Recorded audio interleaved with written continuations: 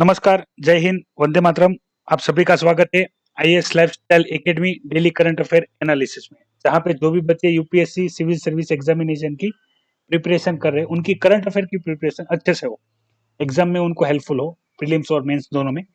इस हेतु से हम डेली बेस पे द हिंदू का हिंदी में एनालिसिस देखते हैं, जहाँ पे जो exam point of view important topic है, उसकी ही हम डिटेल में डिस्कशन करते हैं, ताकि आपको जितनी इंफॉर्मेशन होनी चाहिए अप टू मार्क, उसकी मैं आपसे डिस्कशन करता हूँ। जो भी बच्चे नए हैं उनके लिए, यदि आप द हिंदू पीडीएफ फ्री में डाउनलोड करना चाहते हैं तो आप हमारी टेलीग्राम चैनल ज्वाइन कर सकते हैं, जिसकी लिंक वीडियो के डिस्क्रिप्शन में दी गई है। टेलीग्राम चैनल के टॉप पे एक लिंक पिन की गई है, उस लिंक को फॉलो करके आप द हिंदू पीडीएफ फ्री में डाउनलोड कर सकते हैं डेली बेस पे और पढ़ सकते हैं। कोई भी टॉपिक ना समझ में आए तो आप हमारा daily current affair analysis lecture आता है, वो आप देख सकते हैं, ताकि आपको पता चले exam point of view importance कितने टॉपिक है वो आपको पता चल जाए। और यदि आप यूपीएससी प्रीलिम्स और मेंस के previous year question paper download करना चाहते हैं तो आप हमारी वेबसाइट IASLifestyle.com की मुलाकात ले सकते हैं। पीडीएफ स्वरूप में पेपर अवेलेबल है वहां पे, वो आप डाउनलोड करके प्रैक्टिस कर सकते हैं। एक सबसे महत्वपूर्ण बात, एक हैबिट बनाइए, जो भी बच्चे रेगुलर करंट अफेयर का लेक्चर देख रहे हैं वो अपनी अटेंडेंस जरूर दीजिए, प्रेजेंट सर कमेंट करके अपना नाम और एरिया का नाम, ताकि पता चले कितने बच्चे जो रेगुलर बेस पे करंट अफेयर का जो ये लेक्चर है वो देख रहे हैं, तो समझने में आसानी हो। ठीक है, और पता चले कितने नए स्टूडेंट है। देखिए, डेली करंट अफेयर एनालिसिस में काफी नए बच्चे जुड़ रहे हैं, तो उनके लिए मैं बता देता हूँ।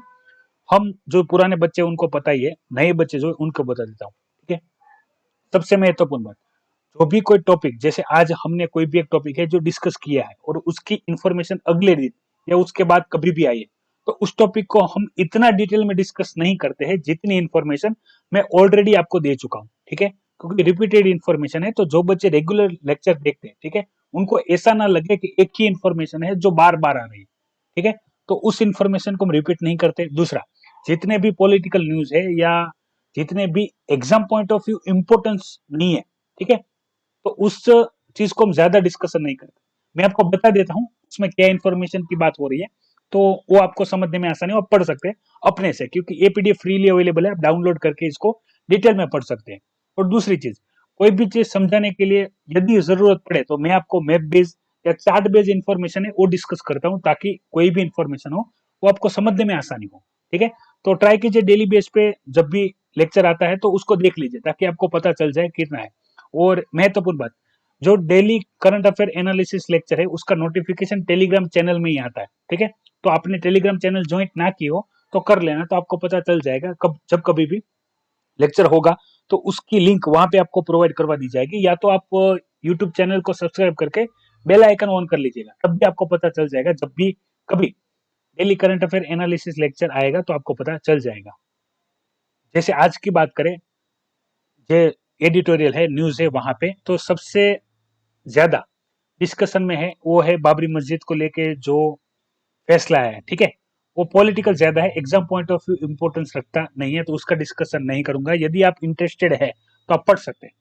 दूसरी चीज, ये जो ऐसे वर्डिक्ट वाले जितने भी टॉपिक्स हैं जो कि यूपीएससी से कनेक्टेड नहीं है, या डायरेक्टली या इनडायरेक्टली वहां पे प्रीलिम्स और मेंस से क्वेश्चन नहीं बन रहा है, उस केस में आपको वो पॉइंट देख लेना है, क्योंकि हो सकता है इंटरव्यू में आप पहुंचे और वहां पे आपको कुछ उसी रीजन से, जैसे अभी नॉर्थ रीजन से आप बिलोंग करते हो, ठीक है, काफी सारे स्टूडेंट है जो नॉर्थ से लेक्चर देखते हैं, तो आपको पूछ सकते हैं कि भाई जो भी फैसला आया वो ठीक आया नहीं आया कुछ भी, तो आपको अपना जो भी व्यू है वो देना पड़ेगा।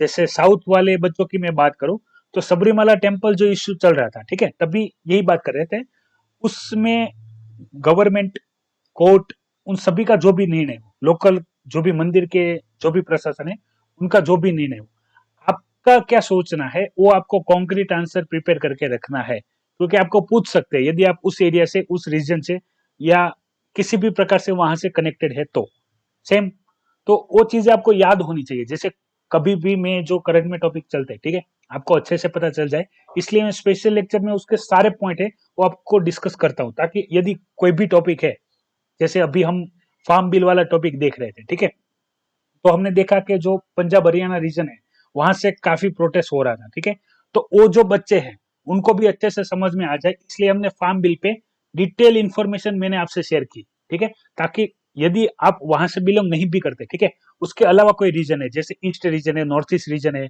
या वेस्ट रीजन है, साउथ रीजन है, ठीक है, ये सभी रीजन में यदि आपसे क्वेश्चन पूछे कि भाई फार्मर प्रोटेस्ट क्यों कर रहे हैं, ठीक है, क्योंकि काफी बच्चे थे जिन्होंने कमेंट किया था कि सर हमने फार्म बिल की जितनी भी बातें हो वो पड़ी हुई है, ठीक है, लेकिन पता नहीं चल रहा सर एक्चुअली कॉन्सेप्ट क्या है, जो अगेंस्ट जो प्रोटेस्ट कर रहे हैं किसान, उसका प्रॉब्लम क्या है, क्योंकि यदि बिल में कोई खामी होती तो लोकसभा या तो राज्यसभा दोनों से पास नहीं होता, ठीक है, तो मैंने सारे जब पॉइंट उनको बताया तो उनको पता चल गया। इससे क्या होता है, कोई भी जो सबसे ज्यादा न्यूज में चलाओ, करंट में चलाओ, जिसका रिलेशन अपने यूपीएससी एग्जाम के साथ अच्छे से हो, उसके ऊपर आपको अपना जजमेंट पता होना चाहिए, आप कौन से पक्ष में।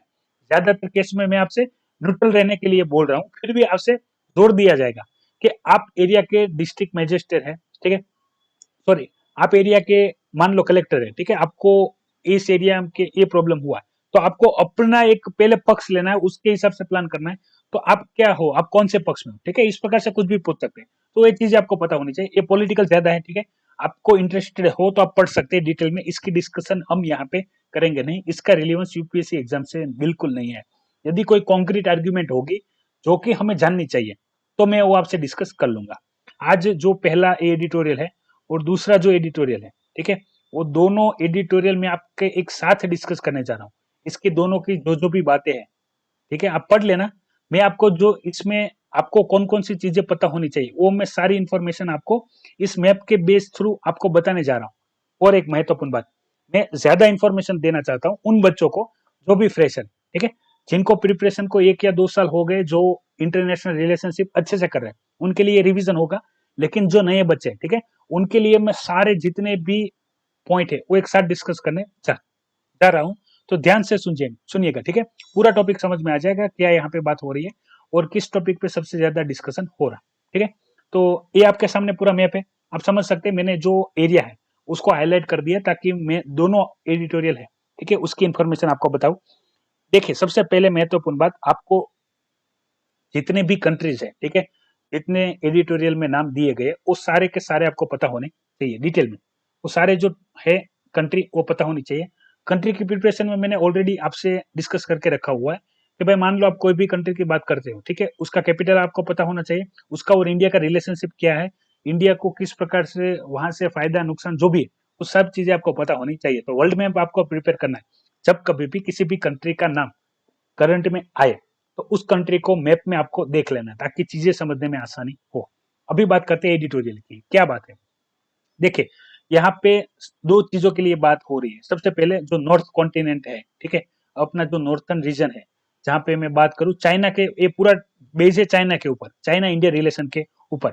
और ध्यान से समझना है, सारे जितने भी डाउट है आपके वो सब क्लियर हो जाएंगे दोनों एडिटोरियल से लेके इंटरनेशनल रिलेशनशिप के जितने भी पॉइंट है वो सब यहाँ पे कंप्लीट हो जाएंगे। यदि आपने पुराने करंट अफेयर के लेक्चर नहीं देखे तब भी मैं इंफॉर्मेशन आपके साथ यहाँ पे शेयर कर दूंगा, तो आपके वो भी पॉइंट क्लियर हो जाए। सबसे पहले समझिए, ये एरिया जो आप मैप में देख रहे हैं, ठीक है, ये एरिया है अक्सय चीन वाला एरिया, जहां अभी एलएससी वाला जो प्रॉब्लम चल रहा था, line of actual control Pangong lake वाला, जो कि मैंने आपको बताया था चाइना ने 1962 में जो एरिया है वो ऑक्यूपाइड कर लिया था, इतना अक्सय चीन वाला एरिया चाइना के कंट्रोल में है। और अभी जो चाइना सोल्जर है, ठीक है, पीएलए है, वो यहाँ से आगे बढ़ रही है, ठीक है। और दूसरा वो है, वो मैंने आपसे डिस्कशन किया था, ये वाला एरिया अरुणाचल प्रदेश वाला एरिया, जो कि मैकमोहन लाइन वाला एरिया है। मैंने आपको इंटरनेशनल जितनी भी बॉर्डर है उनकी बात की थी। यहाँ पे मैकमोहन लाइन है, ये जॉनसन लाइन है, ठीक है, फिर मैक कार्टने लाइन है, ठीक है, और ये LAC line of actual control है। दूसरा एक रीजन आपको पता होना चाहिए, वो है यहाँ से ऊपर वाला एरिया, ये वाला एरिया, ठीक है, जो पीओके वाला हम एरिया गिनते हैं, यहाँ पे से आएगा। अब जो नॉर्थ वाला रीजन है कट गया है, लेकिन आपको समझने में आसानी होगी। तो ये है पीओके, ठीक है, Pakistan occupied Kashmir, LAC line of control. तो यहाँ से पीओके वाला एरिया ये अपना पाकिस्तान है, अफगानिस्तान है। अब समझिए, तीन चार चीजों की यहाँ पे बात हो रही है, सेंट्रल एशिया की बात हो रही है, जिसको मिडिल ईस्ट एशिया कहते हैं, ठीक है। मिडिल ईस्ट एशिया में कौन कौन आएंगे, तो पाकिस्तान अफगानिस्तान को छोड़ के यहाँ पे सबसे पहले ईरान आएगा, फिर इराक आएगा, ठीक है, उसके बगल में जॉर्डन आएगा, फिर इसराइल आएगा। हम यहाँ से ऊपर बात करें तो तुर्कमेनिस्तान आएगा, कजाकिस्तान आएगा, उज्बेकिस्तान आएगा, ऊपर ऊपर वाले रीजन में। और बाकी यहाँ पे जो गल्फ कंट्री है, ठीक है, ओमन है, फिर हमने बाकी आगे जो देखे यूएई है, ठीक है, वो सारी कंट्री है, वो मिडिल ईस्ट एरिया कहलाता है, सेंट्रल एशिया, ठीक है। अभी याद रखिएगा, आपको एक चीज पता होगी, यदि आप कंटिन्यू करंट अफेयर के लेक्चर देखते तो, कि इंडिया को काउंटर करने के लिए चाइना अपनी चारों बॉर्डरों से कार्य कर रहा है, जैसे पाकिस्तान, अफगानिस्तान, नेपाल, भूटान, बांग्लादेश, ठीक है, फिर इंडोनेशिया। तो ये सारे जो रीजन है वहां पे क्या करता है, चाइना अपना इन्फ्लुएंस बढ़ाते रहता है। श्रीलंका की बात करूं तो हम्बनटोटा पोर्ट है, ठीक है, सेम मालदीव में। और अभी हम बाकी पॉइंट भी डिस्कशन करता हूं। तो चाइना क्या करता है, इंडिया को काउंटर करता रहता है। अभी चाइना की एक एक्टिविटी चलती है, मैंने आपको कई बार बोला है कि जब कभी भी जियो पोलिटिकल में कोई भी एक्टिविटी हो रही हो, ठीक है, तो जैसे पहले लॉ के स्टूडेंट है उनको समझने में आसानी होगी, लेकिन बाकी सारे भी स्टूडेंट को समझ में आ जाए, तो उसमें आपने कभी भी मूवी में देखा होगा, यदि कोई मर्डर का केस चल रहा है, आपको समझाने के लिए कह रहा हूं, आपको ऐसा एग्जाम्पल लिखना नहीं है। जब कभी भी मर्डर का कोई केस चलता है, लॉ के स्टूडेंट को तो पता ही होगा, बाकी स्टूडेंट को समझ में आ जाए इसलिए मैं एग्जाम्पल दे रहा हूं।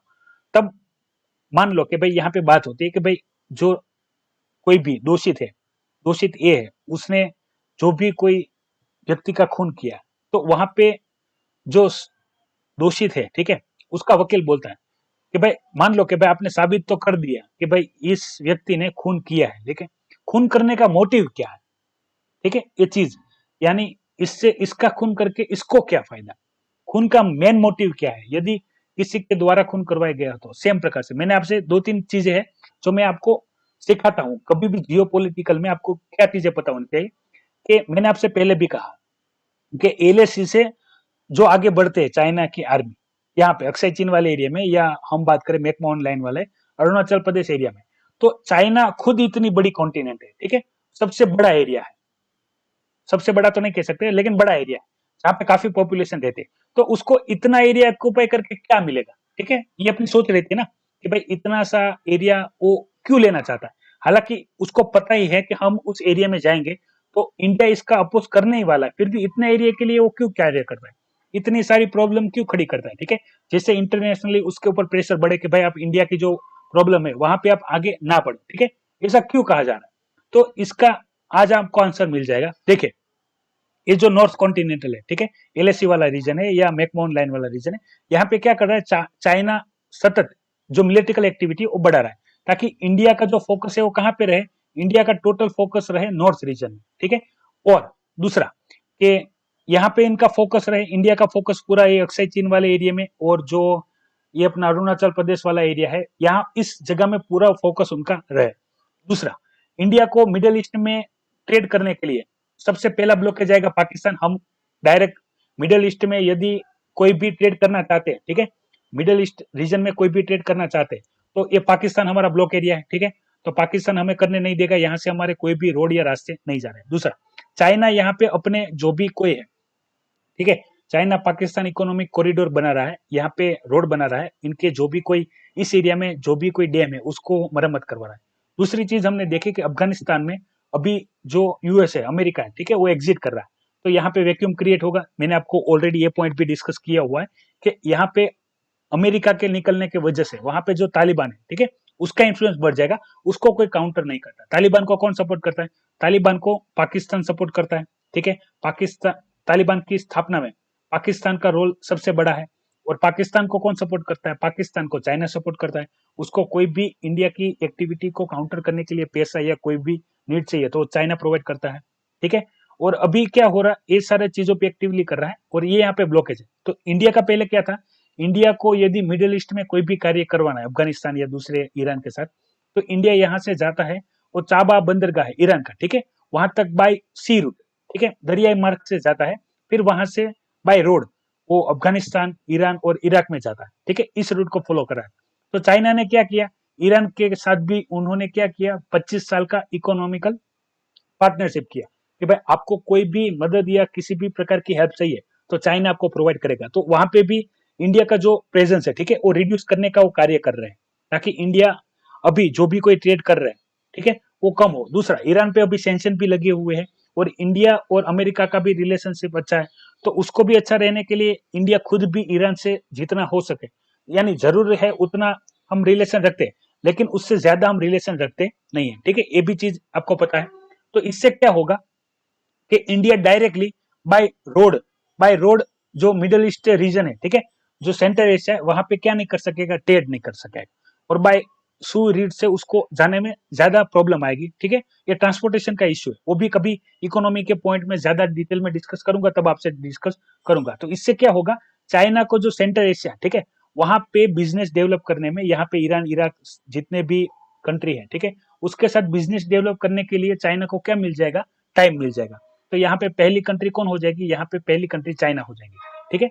जब तक जितना टाइम मिलेगा इसको, चाइना को, यहाँ पे अपना बिजनेस डेवलप करने में, ठीक है, तो वो पूरा अपना बिजनेस एस्टेब्लिश कर लेगा, इंक्लूडिंग जो रशिया है और यूरोपियन यूनियन की भी जितनी कंट्री है, वो भी हमने डिस्कस किया हुआ है कि चाइना जितना हो सके वो बेल्ट एंड रोड इनिशिएटिव के थ्रू इन सबको जोड़ने का कार्य कर रहे हैं, ठीक है। दूसरा कि वहां पे जो भी कोई इकोनॉमिकल उनको सपोर्ट देना है तो वो भी कर रहे हैं। इससे क्या होगा, चाइना के इसके साथ अच्छा सा रिलेशन हो जाएगा, वो अपने ट्रेड इससे सेट कर लेंगे। इसके इसके लिए इंडिया को प्रॉब्लम आएगी, क्योंकि जब कभी भी इंडिया वहां पे जाएगा तब तक चाइना वहां पे क्या हो गया होगा, पहले कंट्री के स्वरूप में वहां पे एस्टेब्लिश हो गया होगा। तो इंडिया के लिए कंपटीशन क्रिएट कर देगा, इंडिया को अपना इंटरेस्ट क्रिएट करने में, ट्रेड क्रिएट करने में टाइम लगेगा, ठीक है। एक ये चीज, दूसरी चीज समझिए, अभी प्रॉब्लम कहाँ पे चल रहा है, प्रॉब्लम चल रहा है यहाँ पे, ठीक है। इंडिया का टोटल फोकस है यहाँ पे, हमने जितने भी राफाल खरीदे हैं या जितने भी मिलिट्रिकल इक्विपमेंट खरीदे, वो किसके लिए खरीदे, वो हमने खरीदे नॉर्थ रीजन के लिए। तो अपना जितना भी ये इंडियन ओशन है, ठीक है, इंडो पैसिफिक रीजन है, यहाँ पे अपना फोकस रहेगा नहीं। दूसरी एक चीज, उसकी डिस्कशन भी कर लेता हूँ अभी। ये चीज समझिए जो दूसरी चीज में बताया गया कि अगर हम बात करते हैं चाइना की, ठीक है, तो चाइना अपने मैक्सिमम जितने भी ट्रेड है, ठीक है, उसके लिए जो रास्ता प्रीफर कर रहा है वो रास्ता ये वाला है, ठीक है, यहाँ से होते हुए ये मलक्कन स्टेट से आगे बढ़ के फिर वो अपने चाइना रीजन में जाता है। तो ये अपने मैक्सिमम जो ट्रेड रूट है, ठीक है, चाइना नहीं, काफी सारी कंट्री, उन सभी के लिए ये जो है, ये एरिया से काफी सारे उनके ट्रेड होते हैं, ठीक है। अब समझिएगा असल बात क्या है। तो चाइना क्या चाहता है, चाइना को पता है एक चीज, मैंने आपसे ऑलरेडी पहले बात की थी, वो टॉपिक भी हम डिस्कस कर चुके हैं कि चाइना है इतना पावरफुल होने के बाद, इकोनॉमी में हमसे बड़ा है, ठीक है, मिलिट्रिकल पावर में हमसे बड़ा है, तो डायरेक्ट इंडिया के साथ युद्ध क्यों नहीं कर रहा, ठीक है, वॉर क्यों नहीं कर रहा, क्योंकि उसको एक चीज का पता है, वो पहले से ही पता है, और वो खुद चाइना भी जानता है कि भाई यदि हम इंडिया के साथ सीधा सीधा वॉर डिक्लेयर कर दे, ठीक है, तो यहाँ से उसके जो ट्रेड रूट है, यहाँ से होके जो उसके शिप जाते हैं, जैसे क्रूड ऑयल और बाकी सारी जो इंपोर्ट एक्सपोर्ट होती है, ठीक है, इंडिया का ये पहला जो मिलिट्री बेस है, इंडो अंडमान सी बेस है, ठीक है, यहाँ से वो क्या करेगा, मलक जो स्टेट ऑफ मलक है इसको ब्लॉक कर देगा, ठीक है। तो चाइना के जो भी कोई ट्रेड होते हैं वो यहाँ पे ब्लॉक हो जाएंगे, ठीक है। तो इसके कारण उसके पास जितना भी क्रूड ऑयल या जितनी भी नीड होगी, ठीक है, वही बाकी सारा ब्लॉक हो जाएगा। तो उसको घुटने टेकने पड़ेंगे, खुद सामने से बोलना पड़ेगा हमारी गलती हो गई इंडिया वालों से, हमारी गलती हो गई, हमने इंडिया से ये युद्ध किया, ठीक है, हम अपने जो भी है वो वापस लेते, ठीक है। फिर वो सब रूट शुरू होगा, और ये बात चाइना जानता है कि इंडिया हमको काउंटर कर सकता है, क्योंकि मलक्का स्टेट के बाद सबसे पहले जो कोई मिलिट्रिकल बेस आता है, ठीक है, जो चाइना को काउंटर कर सकता है इस रीजन में, तो इंडिया है। इसके अलावा मैंने आपसे जो साउथ चाइना सी में 9 डेज लाइन का टॉपिक डिस्कस किया था, तो ये मलक्का स्टेट वाला पूरा बात मैंने आपसे की थी। अभी यहाँ पे बात क्या हो रहा है कि भाई चाइना है, ठीक है, वो इंडिया के साथ नहीं, बाकी सारे एरिया में, जैसे फिलीपींस वाला भी हमने टॉपिक देखा था कि वो भी उसके जो आइलैंड है उसको काउंटर कर रहा है। फिर किरिबाती आइलैंड है जो ऑस्ट्रेलिया के पास है, वहां पे भी चाइना अपना इन्फ्लुएंस बढ़ा रहा है। तो इस रीजन में यदि चाइना को कोई काउंटर कर सकता है, उसको कंट्रोल कर सकता है, तो इंडिया है। तो यहाँ पे उनका क्या कहना है, यदि वो नॉर्थ कॉन्टिनेंटल पे ये ऐसी मिलिट्रिकल एक्टिविटी करती रहे, तो इंडिया का जो यहाँ पे फोकस करना चाहिए, यहाँ पे जो डेवलपमेंट करना चाहिए, यहाँ पे जो स्ट्रेटेजी होनी चाहिए, वो उस पर फोकस नहीं कर पाएगा, ठीक है। इतने टाइम में चाइना यहाँ पे अल्टरनेटिव रूट क्रिएट कर लेगा, ठीक है, ताकि इंडिया का जो ये मेन पॉइंट है, ठीक है, जिसको कंट्रोल कर सकता है, तो उसका डिपेंडेंसी चाइना का कम हो जाए।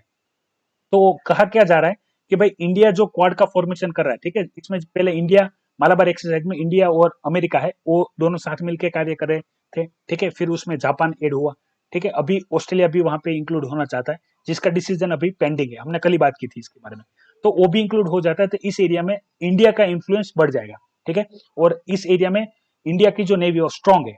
और मैंने आपको एक रीजन तो बता दिया कि भाई मलाक्का स्टेट के वजह से इंडिया को, वो डायरेक्ट चाइना है वो क्या नहीं कर सकता, वॉर नहीं कर सकता, क्योंकि यहाँ पे ब्लॉक कर दे तो उसकी जितनी भी क्रूड ऑयल वाली जितनी भी ट्रेड है, बाकी ट्रेड भी है, सब ब्लॉक हो जाएगा। तो इससे चाइना को काफी बड़ा नुकसान हो सकता है, ठीक है। इसलिए वो इसके साथ सीधे सीधे कार्य नहीं करता, लेकिन वो करता क्या है, जैसे पाकिस्तान हो गया, बांग्लादेश हो गया, ठीक है, इंडोनेशिया हो गया, और यहाँ पे श्रीलंका हो गया, फिर मालदीव्स हो गया, वहां पे अपना प्रेजेंस इन्फ्लुएंस करता रहता है, ताकि वो इंडिया को काउंटर कर सके यदि कोई भी वॉर की कंडीशन आए तो, ठीक है। ये सारी बातें हैं डिटेल में मैंने जो आपको बताई, वो सारे यहाँ पे मेंशन है, बारी बारी से एक एक करके देख लेते हैं पूरी चीज। पूरी मैंने आपको सारी जितनी भी चीजें वो बता दी, अभी एक एक पॉइंट देख लेते हैं। सबसे पहला, जो इंडियन कॉन्टिनेंटल स्ट्रेटेजी है, यानी नॉर्थ रीजन वाली, जहाँ पे लाइन ऑफ एक्चुअल कंट्रोल पे जो चाइना है अपनी आर्मी भेज के इंडिया का टोटल फोकस वहां पे रखना चाहता है। इससे क्या होगा, इंडिया जो है इंडो पैसिफिक रीजन है, ठीक है, वहां पे अपना इन्फ्लुएंस ना जमा पाए। दूसरी चीज वो समझिए, अफगानिस्तान में मैंने जैसे आपको बताया कि अमेरिका एग्जिट हो रहा है, ठीक है, तो वहां पे क्या होगा, तालिबान को पाकिस्तान और चाइना दोनों का सपोर्ट मिलेगा, उनका एरिया, उनकी टेरिटरी आगे बढ़ाने के लिए, ठीक है। तो इंडिया, वो अफगानिस्तान के लिए भी बुरा है, क्योंकि वहां पे जो गवर्नमेंट है उसका प्लेस वहां पे घट जाएगा, और ये अपने अपने लिए प्रॉब्लम क्रिएट करेगा, ठीक है। ये चीजें मैंने देख ली। फिर ये जो मिशन ऑफ सेंट्रल एशिया है, जहां पे मैंने आपसे बात की थी, ईरान है, इराक है, ठीक है, जॉर्डिया है, सॉरी ईरान है, इराक है, इसराइल है, जॉर्डन है, और बाकी गल्फ कंट्री है। तो उस रीजन में अपना बिजनेस एस्टेब्लिश करने के लिए, अपना सब कुछ डेवलपमेंट करने के लिए चाइना के पास क्या हो जाएगा, टाइम मिल जाएगा, जब तक कि इंडिया जो एलएसी है वहां पे फोकस करेगा, और जो एलओसी है, ठीक है, लाइन ऑफ कंट्रोल है, ये अपना पीओके वाला एरिया, तो वहां पे जब तक वो अपना कोई भी मिलिट्रिकल एक्टिविटी पे काउंटर करता रहेगा, तो इसके लिए चाइना को टाइम मिल जाएगा अपना पूरा एरिया है वो डेवलप करने के लिए। और उससे उसकी फिर मेरिटाइम स्ट्रेटेजी में क्या बोल रहे हैं, कॉन्टिनेंटल स्फीयर में, कि भाई इंडिया वहां पे नॉर्थ में ही फोकस करेगा, तो जो इंडो पैसिफिक रीजन है, ठीक है, इंडो पैसिफिक रीजन में उसको ध्यान देने के लिए टाइम नहीं मिलेगा। फिर भी एक अच्छी चीज है, वो है कि भाई मिनिस्ट्री ऑफ एक्सटर्नल अफेयर है, ठीक है, उनके द्वारा इंडो पैसिफिक रीजन के लिए एक अलग डिपार्टमेंट, एक अलग डिवीजन क्रिएट कर दिया गया है, ताकि उस डिवीजन के लिए जो भी कोई कार्य करना पड़े, ठीक है, वो खुद से कर सके, और जितना भी डिसीजन लेना हो वो फट से ले सके। और ये अच्छी बात है, ताकि इंडो पैसिफिक रीजन में जो भी जियोपॉलिटिकल इमिग्रेशन है, ठीक है, दूसरी बात है उसके ऊपर फोकस किया जाए। तो यही सारी चीजें बताई गई है कि भाई इंडो पैसिफिक रीजन में बाकी भी कंट्रियां है, जैसे जर्मनी और फ्रांस की भी बात की है, कि उनका भी जो इंटरेस्ट है वो भी यहाँ पे हो सकता है। दूसरी फिर बात कर लेते हैं, जो दूसरे सेकंड एडिटोरियल में बताई गई है उसके बारे में। तो सेकंड एडिटोरियल में भी यही बात हाईलाइट की गई है कि यदि इंडिया जो क्वाड का फॉर्मेशन करता है, जिसमें ऑलरेडी इंडिया, अमेरिका, जापान तीन कंट्री है, और ऑस्ट्रेलिया भी जुड़ जाता है, तो इसको क्वाड 1.0 बताया गया, ठीक है। तो ये भी अपना उस इंडो पैसिफिक रीजन में अपना इन्फ्लुएंस अच्छे से कर दे, तो जो भी कोई उस रीजन में यदि कोई, हम बोलते हैं ना, तानाशाही वाली कोई एक्टिविटी करे, चाइना के जैसे साउथ चाइना सी वाला जो रीजन है, ठीक है, वहां पे चाइना जैसा अपना इन्फ्लुएंस बार बार बढ़ाता रहता है, तो ऐसी कोई भी एक्टिविटी करे तो उसको क्या किया जा सके, उसको काउंटर किया जा सके, ठीक है, ताकि चाइना अपनी जो मनमानी करता है उस रीजन में वो कम हो सके। और जितने भी छोटे छोटे कंट्रीज है, ठीक है, जो सीधे सीधे चाइना से नहीं लड़ सकते, वो इस प्रकार के मदद से आगे बढ़ सके। तो ये सारी चीजें यहाँ पे बात की गई है। मैंने फिर आपको जो अफगानिस्तान वाला, नॉर्थ वाला जो रीजन पे बात की थी, जहाँ पे सतत जो भी कोई कंट्री है, ठीक है, वहां पे चाइना अपना इन्फ्लुएंस बढ़ा के अगेंस्ट ऑफ इंडिया कार्य कर रहा है, उसको भी हम काउंटर कर सके। तो ये दोनों पॉइंट है डिटेल में, ठीक है, पढ़ लेना।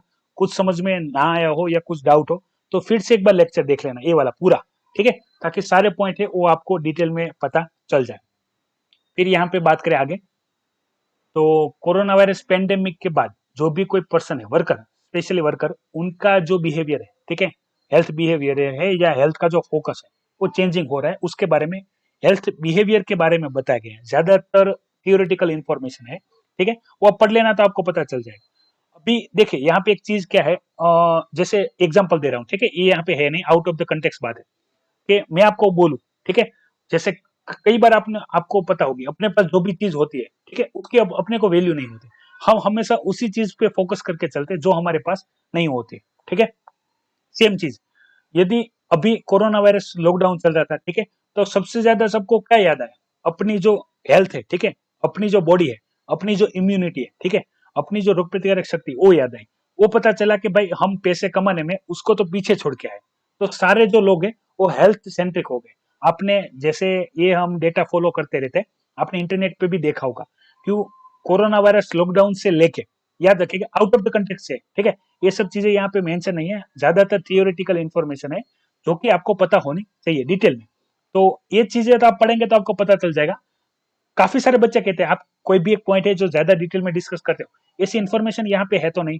तो याद रखिए, जो भी कोई द हिंदू में इंफॉर्मेशन आई है, ठीक है, यूपीएससी ऐसा नहीं पूछेगा कि यहाँ से ऐसा सीधा क्वेश्चन बना के आपको पूछे कि भाई ये इन्फॉर्मेशन ही लिखो, इस प्रकार से कभी भी नहीं पूछेगा। यानी ये टॉपिक हो गया, ठीक है, इसके रिलेटेड वो कौन सी इन्फॉर्मेशन पूछ रहे हैं, या तो ये जो इन्फॉर्मेशन आप पढ़ रहे हैं वो किस प्रकार से लिखनी, वो सबसे ज्यादा मैटर करता है। तो मैं आपको वही कॉन्सेप्ट बता रहा हूँ, ठीक है। पढ़ना तो आपको वैसे भी है, और ये पढ़ने के बाद किस प्रकार से इसको लिखना है उसी में डिफ्रेंशिएट होता है। क्योंकि सारे बच्चे, जितने भी बच्चे actively UPSC civil service examination की प्रिपरेशन कर रहे हैं, वो सभी पढ़ रहे हैं, लेकिन समझ क्या रहे हैं और क्वेश्चन किस प्रकार से पूछा जा रहा है और आप लिखते किस प्रकार से, वो सबसे ज्यादा महत्वपूर्ण है। तो अभी कोरोना वायरस लॉकडाउन की वजह से जितने भी ह्यूमन बींग है, यहाँ पे वर्करों की बात कर रहे हैं, लेकिन इन जनरल बात बता रहा हूँ, एज अ ह्यूमन बींग, तो सभी लोग अपने हेल्थ को लेके ज्यादा एक्टिव हो गए, ठीक है। सभी जितने भी है वो अपने हेल्थ को लेके ज्यादा एक्टिव हो गए कंपेरेटिवली। इससे पहले जितने भी लोग कार्य करते थे वहां पे, अभी लोग सोच रहे हैं कि भाई एक्सरसाइज करनी जरूरी है, जिससे हमारी बॉडी फिट रहे और हमारी इम्यून सिस्टम स्ट्रांग हो, और हमें ऐसी कभी भी कोई रोग वाली कंडीशन हो तो उसमें हम काम कर सके, और अपनी बॉडी स्वस्थ है, हम कोई भी अचीवमेंट कर सकते हैं, ठीक है। तो ये सब हेल्थ सेंट्रिक फोकस ज्यादा बढ़ गया है, तो वो डिटेल है वो पढ़ लीजिए। दूसरा एक बात आ रही है लैंग्वेज को लेके, ठीक है। तो लैंग्वेज को लेके मैं ऑलरेडी आपके साथ काफी मैंने डिस्कशन की हुई है, जो भी बच्चे पुराने उनको पता ही है, और नए बच्चे उनको मैंने बताया क्यों हम हिंदी को राष्ट्रभाषा घोषित नहीं कर रहे, ठीक है, या तो करने में क्या क्या चुनौतियां है, उस टॉपिक पे आपको एक डिटेल आंसर प्रिपेयर करके रखना है, ठीक है। हमेशा के लिए आप याद रखें, उस टॉपिक पे जब कभी भी क्वेश्चन आए तो आप अच्छे से लिख सके, इतना प्रिपेयर करके आपको क्या करना है, रखना है, ठीक है, तब ताकि जब कभी भी कोई क्वेश्चन आए तो आप अच्छे से लिख सके। यहाँ पे एक कंपेरेटिवली डेटा दिया गया है, इंडिया को ध्यान में रखते हुए, इंडियन लैंग्वेज को ध्यान में रखते हुए, पूरा अलग ही मुद्दा है, ठीक है। लेकिन ये समझने के लिए भी आपको पुराना जो लैंग्वेज वाला जो इश्यू है वो डिटेल में पता हो, तो वो भी डिस्कशन नहीं करेंगे, ठीक है। आपको डाउट है तो आप वीडियो के कमेंट बॉक्स में लिख दीजिएगा। तो लैंग्वेज को लेके इंडिया में ऑलरेडी क्या क्या हुआ है उसका मैं स्पेशल लेक्चर में आपको एक लेक्चर प्रोवाइड करवा दूंगा, तो सारे पॉइंट आपके कवर हो जाएंगे, ठीक है। याद रखें, आप डिमांड करेंगे तभी मैं उसके बारे में आपको डिटेल में बताऊंगा, ठीक है। तो वो आपको कमेंट करना पड़ेगा। अभी बात समझिए, यहाँ पे इंडिया में एक तो मल्टी लैंग्वेज कंट्री है, ठीक है, इंडिया में काफी लैंग्वेज बोली जाती है। दूसरा, शेड्यूल 8 में 22 लैंग्वेज ऑलरेडी ऑफिशियल लैंग्वेज है, ठीक है, जिसका इस्तेमाल होता है। अभी यहाँ पे क्या बताया गया है सेम कि भाई जब डच कॉलोनी रूल करके गई कहाँ पे, इंडोनेशिया में, तो इंडोनेशिया में भी क्या बहुत सारी भाषा बोली जाती थी। तब उन्होंने क्या किया कि भाई किसी एक लैंग्वेज जो रेगुलर थी उस लैंग्वेज को छोड़ के एक मलय लैंग्वेज उन्होंने क्या किया, एडॉप्ट किया, और इसको ऑफिशियल लैंग्वेज बना दिया गया, ठीक है, ताकि अपनी पूरी कंट्री में ये लैंग्वेज हम बोलेंगे। बाकी इसके अलावा जितनी भी लैंग्वेज होगी, जिसको हम कहते हैं बिजनेस लैंग्वेजेस, यानी फिर हमको जिसकी भी लैंग्वेजेस का इस्तेमाल करना पड़े, जैसे वहां पे मलय लैंग्वेज बोली जाती है, तो वो लोग भी क्या है, वो भी लोग है, वो हिंदी जानते हैं, इंग्लिश भी जानते हैं, ठीक है। इसके अलावा भी काफी सारे रीजन लैंग्वेज है वो भी जानते हैं, ठीक है। लेकिन हम अपनी कंट्री में एक लैंग्वेज को फॉलो करेंगे, वो होगी मलय, ठीक है। दूसरी कि भाई हमको इन सभी को, और इसको उन्होंने अपनी ऑफिशियल लैंग्वेज डिक्लेयर कर दी। ये वहां की जो भी कोई कम्युनिटी थी उससे बिलोंग नहीं करती थी, किसी एक रीजन से बिलोंग करती नहीं थी, ठीक है, ताकि दूसरों को इसके बारे में कभी भी बुरा ना लगे। तो ये चीज को हाईलाइट किया गया। तो इंडिया में भी जब कभी भी लैंग्वेज की बात आती है, ठीक है, तो पहले से हम बात करें आजादी के टाइम से, तभी से हिंदी इंग्लिश लैंग्वेज जो थी वो वहां पे कंटिन्यू वर्क कर रही थी, ठीक है। तो इंडिया के पास भी चांस था, यदि इंडिया ने पहले से ही लैंग्वेज को प्रेफरेंस देते हुए किसी एक लैंग्वेज को प्रावधान दे दिया होता इस प्रकार से, ठीक है, तो अच्छे से एस्टेब्लिश हो जाएगी। लेकिन अभी करने में दिक्कत है, जब कभी भी हिंदी को राष्ट्रभाषा घोषित करने की बात आती है तो साउथ के कुछ स्टेट है वो आगे जाता है, स्पेशली तमिलनाडु, ठीक है। उनका क्या कमेंट है, उनका एक ही चीज पे फोकस रहता है कि भाई अभी हिंदी सीखने से अच्छा है हम इंग्लिश को राष्ट्रभाषा घोषित कर दें, ठीक है, क्योंकि पूरे विश्व में हम उससे इंग्लिश यदि हमको आती हो तो हम कनेक्ट कर सके। जो नॉन हिंदी स्पीकिंग स्टेट है उनका ये बार बार कमेंट रहता है कि यदि हम हिंदी बोलना सीखेंगे तो इंडिया में ही काम में आएगा, ठीक है। लेकिन अगर हम इंग्लिश बोलते हैं तो बाकी सारे भी बहुत सारे कंट्री है जो English as a official language prepare करते हैं, तो उनके लिए भी काम आएगा। तो हमको इंग्लिश नेशनल लैंग्वेज डिक्लेयर करनी चाहिए, ठीक है। तो ये सारे जो चीजें हैं वो ऑलरेडी चर्चा में है। एक दूसरी चीज कि भाई ऐसा भी नहीं है कि भाई पूरे साउथ वाले वो हिंदी नहीं जानते, लेकिन मैक्सिमम लोग है वो हिंदी जानते नहीं है, वो सच्ची बात है। जो भी कोई स्टूडेंट है जो नॉर्थ में पढ़ने जाता है या दूसरे कोई एरिया में बिजनेस करने जाता है, तो वो सारे लोग हैं वो हिंदी सीख जाते हैं, लेकिन बाकी के जितने भी उसी एरिया में रहते हैं वो हिंदी उनको आती नहीं है, ठीक है। यहाँ तक कि उनको यदि यूपीएससी की एग्जाम भी देनी है तब भी वो हिंदी मीडियम में देने के लिए नहीं सोचेंगे, या तो इंग्लिश सोचेंगे या तो अपनी लोकल लैंग्वेज जो है, ठीक है, उसका सोचेंगे। हिंदी नहीं सोच पाएंगे क्योंकि हिंदी का जो कंपलसरी पेपर है, ठीक है, वहां पे पास करने में उनको काफी सारी कठिनाई होगी। लेकिन जो स्टूडेंट है जो कि नॉर्थ में पढ़े, जिनको हिंदी वो समझ भी सकते हैं लिख भी सकते हैं, उनके लिए अच्छा है। दूसरा आप देख सकते हैं ये हमारी न्याय की देवी है, ठीक है, ये अपना बाबरी इश्यू है और जो गैंगरेप वाला इश्यू है उसको लेके वो रो रही है, इस प्रकार का बताया गया है। अभी ये टॉपिक है सोशल चैलेंजेस के लेके, ठीक है, बारी बारी से समझ लेते हैं। मैं कॉमन चीजें आपको बता देता हूँ, बाकी आप देख लीजिएगा पढ़ लीजिएगा। थियोरेटिकल टॉपिक ज्यादा है। यदि ये इंडियन सोसाइटी में जो प्रॉब्लम है वुमन की, ओल्डर वुमन की, उसके बारे में यदि कोई क्वेश्चन आता है तो ये सारे पॉइंट है वो आप लिख सकते हैं डिटेल में। बाकी आपको और कहीं पे इसको कोट करने के लिए टाइम चाहिए, आपके पास एक्सपीरियंस चाहिए।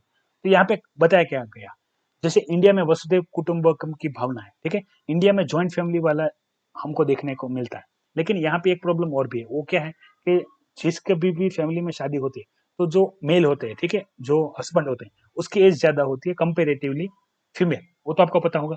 जैसे मैं एग्जांपल को लेके बात करूँ तो पुरुष की एज होती है 28 या 30 साल, ठीक है, तो लड़की की एज होती है 22 या 20 साल, इतना गैप रहता है। तो इससे क्या होता है, काफी ज्यादा एज होने के कारण जो पुरुष है वो जल्दी डेथ हो जाती है।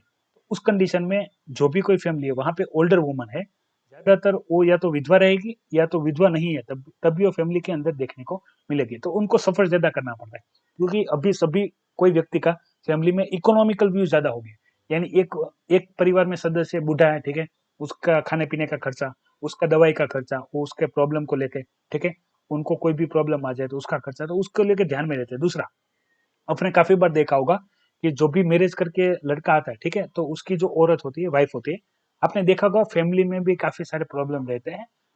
जो बुजुर्ग रहते हैं, ठीक है, दादा दादी दोनों, यहाँ पे तो फीमेल के लिए ज्यादा बात हो रही है, लेकिन सेम मेल कंडीशन में भी ऐसा ही रहता है। तो अभी क्या हो रहा है कि जो पहले वसुधैव कुटुंबकम की जो भावना थी, ठीक है, संयुक्त फैमिली का जो कॉन्सेप्ट देखने को मिल रहा था स्पेशली इंडिया और एशियन पैसिफिक रीजन में, वो धीरे धीरे कम हो रहा है, ठीक है। और यहाँ पे जो भी नए एडल्ट है इनकी मेंटालिटी कुछ चेंज हो गई, वो पहले जैसे सोचते नहीं है। जो ओल्डर पर्सन है उनकी क्या वैल्यू है वो भूलते जा रहे हैं, ठीक है, उनको साइड में करके चल रहे हैं। तो यही सारी चीजें बताई जा रही है। सोशल मीडिया पे वो सारे जो ऐसे एज रिलेटेड एक्टिविटी होगी वो करेंगे, वो चलेगा, लेकिन जो घर में व्यक्ति है, ठीक है, माँ बाप दादा दादी, उसकी फिक्र नहीं करेंगे। तो इससे जो सोसाइटी में जो एज के लिए बाउंड्री अभी बन रही है, ठीक है, उसको अवॉइड करके चलना चाहिए। तो एक प्रकार का थियोरेटिकल कॉन्सेप्ट है, ठीक है। यदि फिलोसॉफी में आप डिपेंड करते हैं तो आपको समझ में आ जाएगा, बाकी जो भी बातें मैंने आपको बताई, ठीक है, उसी प्रकार से है जो लाइफस्टाइल से रिलेटेड है। और बाकी देख लेते हैं इकोनॉमिकल कॉन्सेप्ट पे काफी सारी बातें हैं तो उसके बारे में। तो इंडिया उधारी लेने की प्लान कर रहा है, ठीक है, क्योंकि अभी इंडिया का जो फिजिकल डेफिसिट है वो सतत बढ़ रहा है, ठीक है, कोई इनकम है नहीं और खर्चा गवर्नमेंट का बढ़ रहा है। दूसरी चीज वो है करंट अकाउंट सरप्लस को लेके। तो इसमें भी बात कर लेते हैं क्या महत्वपूर्ण की बात हो रही है। सबसे पहले समझिए, करंट अकाउंट में आपने दो चीजें देखी हुई, एक होगा सरप्लस और एक होगा करंट अफेयर डेफिसिट, ठीक है। करंट अफेयर सरप्लस होने के दो कारण है। पहला कारण है वो है कि इंडिया का एक्सपोर्ट बढ़ जाए, ठीक है, समझिएगा। पहला है वो इंडिया का एक्सपोर्ट ज्यादा हो, कंपेरेटिवली जो भी इंडिया इंपोर्ट करता है उसके कंपैरिजन में एक्सपोर्ट ज्यादा हो, ठीक है। इससे क्या होगा, सरप्लस हो जाए। और दूसरी कंडीशन जहां पे ये आज का टॉपिक फोकस है कि एक चीज कि भाई एक्सपोर्ट ज्यादा हो और इंपोर्ट कम हो तब भी सरप्लस हो सकता है। दूसरी चीज जैसे यहाँ पे बताया जा रहा है, इसका जो देखने का कारण है मैंने आपको बताया ना, तो यहाँ पे क्या हो रहा है, जो दूसरी कंडीशन है यानी एक्सपोर्ट बड़ा नहीं है, ठीक है, एक्सपोर्ट इतने का इतना ही है जितना पहले था। लेकिन लॉकडाउन की वजह से जो हम इंपोर्ट करते थे बाहर से जो चीजें आती थी, ठीक है, दूसरा हमने जो सेल्फ रिलायंस का कॉन्सेप्ट अपनाया, यानी बाहर से जितनी भी चीजें कम हो, कम इस्तेमाल हो, उसके हम ऊपर फोकस किया है। तो जो इम्पोर्ट है, ठीक है, इम्पोर्ट हमारा क्या हो गया, इम्पोर्ट हमारा कम हो गया, इम्पोर्ट हमारा घट गया, ठीक है। इससे क्या होगा, इम्पोर्ट कम होने के कारण एक्सपोर्ट इतने का इतना इक्वल ही है, जितना पहले था उतना ही है, एक्सपोर्ट में कोई वृद्धि नहीं हुई है, लेकिन इम्पोर्ट कम हो गया। इसके कारण जो करंट अकाउंट है वो सरप्लस हो गया यहाँ पे। तो आपको पता होना चाहिए ये सारी चीजें जो यहाँ पे मेंशन है, पढ़ लेना, आपको पता चल जाएगा। इंपॉर्टेंट थियोरिटिकल टॉपिक है। तो जो भी बच्चे regularly current affair analysis lecture देखते हैं, ठीक है, अपनी अटेंडेंस देना ना भूलिएगा। आपका नाम, आप किस रीजन से present sir, thank you sir करके कमेंट कीजिएगा तो पता चल जाएगा। और इन्फॉर्मेशन पसंद आई तो वीडियो को लाइक कीजिएगा, दूसरे बच्चों के साथ ये इन्फॉर्मेशन शेयर कीजिएगा, और आप नए हैं तो चैनल को सब्सक्राइब कीजिएगा। जय हिंद, वंदे मातरम।